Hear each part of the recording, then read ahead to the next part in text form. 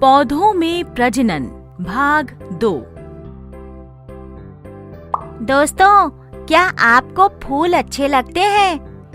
कितने रंग बिरंगे होते हैं ना फूल। पर क्या आपको पता है कि फूल सिर्फ पौधे की सुंदरता नहीं बढ़ाते, उनका पौधों के जीवन में एक बहुत जरूरी योगदान होता है। आपने पढ़ा है कि फूल पौधों के जनन अंग होते हैं। हर फूल में नर जनन अंग पुंकेसर यानी स्टैमन और मादा जनन अंग स्त्री केसर यानी पिस्टिल होते हैं। क्या आप बता सकते हैं कि कौन सा भाग स्टैमन है और कौन सा भाग पिस्टिल है? एक कागज पर इसका चित्र बनाइए। चलिए इस विषय को अच्छी तरह से समझने के लिए हम श्याम के घर चलते हैं। आज उसकी कक्षा में टीचर जी इसी विषय के बारे में पढ़ा रही थीं। इस कहानी का उद्देश्य है समझना कि पौधों में अलैंगिक प्रजनन कैसे होता है। दीदी, आज हमने फूल के अलग अलग भागों के बारे में जाना। मुझे तो पता ही नहीं था कि फूलों में नर और मादा भाग होते हैं और फूल ही पौधों का जनन अंग होता है।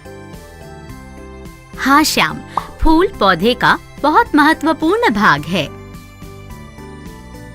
कल हम सब टीचर जी के साथ तालाब के पास वाले फूलों के बगीचे में जा रहे हैं। मैं तो बहुत उत्साहित हूँ। मैं अपनी चित्रकारी की पुस्तक और रंग जरूर ले जाऊंगा। अरे वाह, ये तो बहुत अच्छी बात है श्याम। हर एक फूल को ध्यान से देखना और फूलों के बारे में सब कुछ पता लगाने की कोशिश करना। अगले दिन श्याम और उसकी कक्षा के बाकी बच्चे टीचर जी के साथ फूलों के बगीचे में पहुंच जाते हैं। हाँ, और मैं भी उनके साथ पहुंच गई हूँ। इतने रंग बिरंगे फूल हैं। वह तो मेरी मनपसंद जगह है। बच्चों, अब आप सब इन फूलों को देखो। इनके भागों के बारे में समझने की कोशिश करो। याद रहे, जो फूल नीचे गिरे हों, उन्हीं को ही उठा के देखना। किसी भी फूल को तोड़ना नहीं। फिर हम सब मिलकर आपकी खोजबीन के बारे में चर्चा करेंगे। श्याम, मीना, इधर आओ। इस चमेली के फूल को देखो। याद है, हमने इसका चित्र देखा था और टीचर जी ने बताया था कि ये एक लिंगी यानी यूनिसेक्सुअल फूल होता है। हाँ, इनमें या तो सिर्फ नर जनन अंग या मादा जनन अंग होते हैं। और यह देखो, यह गुलाब का फूल, यह द्विलिंगी अर्थात बाइसेक्सुअल फूल कहलाते हैं। हमने इसकी भी तो तस्वीर देखी थी।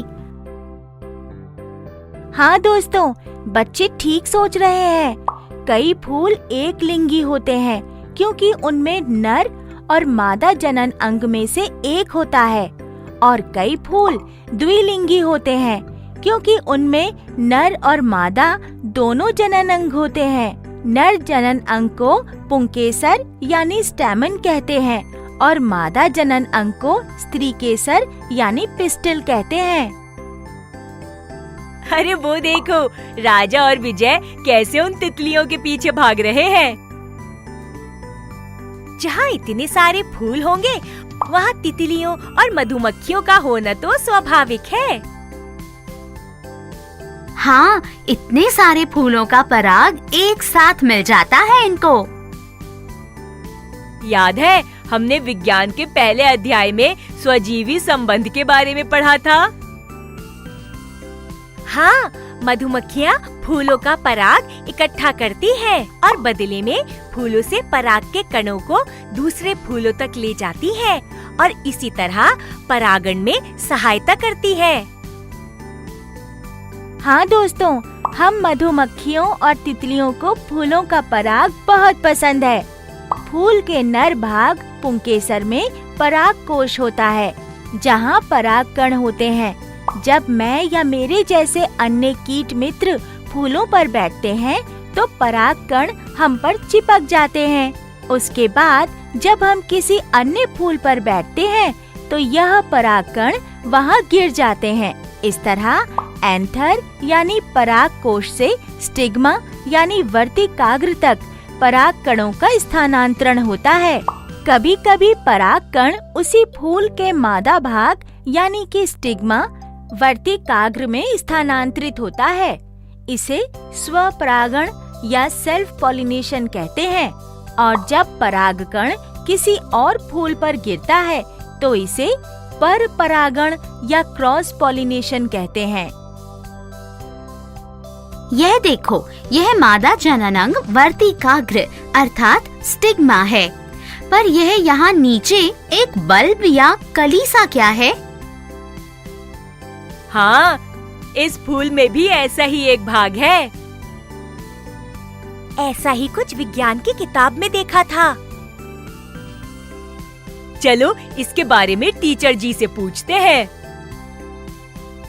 क्यों ना हम अपनी अपनी चित्रकारी की किताब में इन सुंदर फूलों के चित्र बनाएं और उनके भागों को सूचीबद्ध भी करें।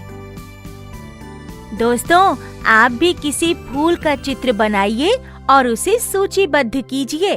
तब तक मैं किसी फूल से रस चख कर आती हूँ। बच्चों, चलो अब आप सब इधर आ जाओ। तो कैसा रहा आप सबका निरीक्षण?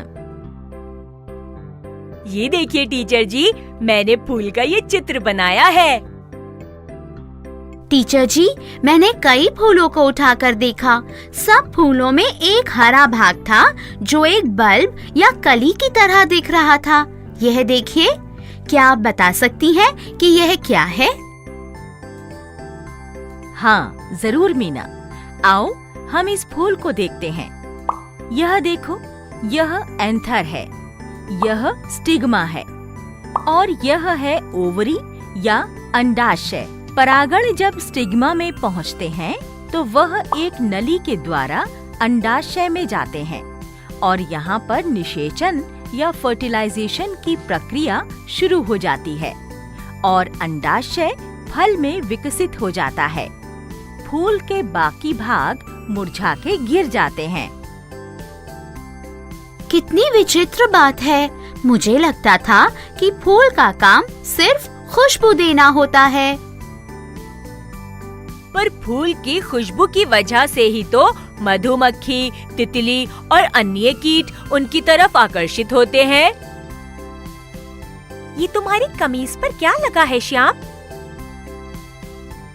लगता है कि कुछ फूल या सूखे हुए बीज चिपक गए हैं।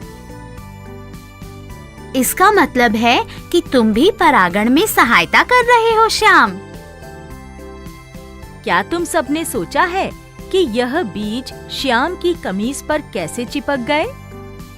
चलो अब इसके बारे में आप सब सोचना, पूछना, पढ़ना और फिर कल आकर मुझे बताना कि आप सबने क्या समझा। तो देखा दोस्तों, फूल हम सबके लिए कितने जरूरी हैं। देखा जाए तो फूल ना हो तो बीज, पौधा या फल कुछ भी ना हो। मैं और मेरे जैसे अन्य कीट परागण में मदद करते हैं। कभी आपने सोचा है अगर हम ना होते तो परागण कैसे होता? चलिए अब हम अगले वीडियो में मिलेंगे।